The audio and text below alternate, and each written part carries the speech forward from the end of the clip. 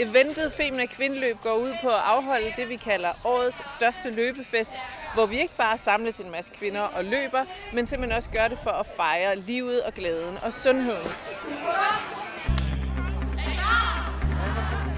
Jeg deltager i Femina-løbet for at have det sjovt. Så det er også bare et socialt arrangement i stedet for kun et løb. Jeg er med i Femina-løbet, fordi jeg gerne vil have en social oplevelse. Og det er sjovt at være sammen med sine kollegaer og se, om man kunne løbe fra dem. 3, 2, 1, go!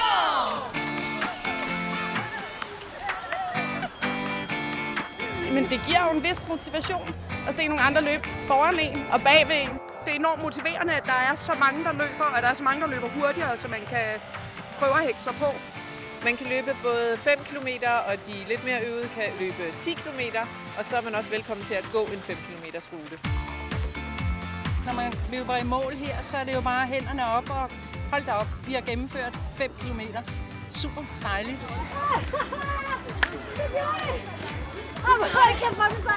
Det er kvinder i alle aldre, det er mødre og døtre og veninder. Det er både høje, slanke, nogen der skal i gang med at tabe sig lige er nybegyndere. Det er simpelthen alle slags kvinder, som kommer.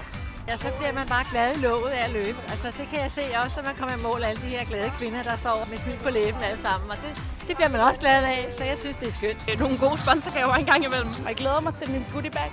Dejligt, at man kan smage på ting og få nogle goodie bags. Jeg synes jo, det er sjovt at få sådan en pose stukket i hånden. Det er jo ligesom juleaften, hvor man pakker op og ser, hvad er der egentlig her. Man kan godt få spist sig lidt, inden man skal ud og løbe, vil jeg sige, når man så går rundt og smager på det hele.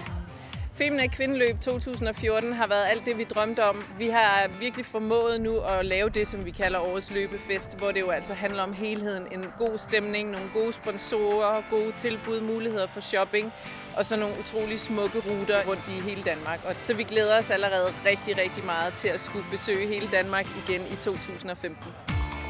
Så det kan anbefales.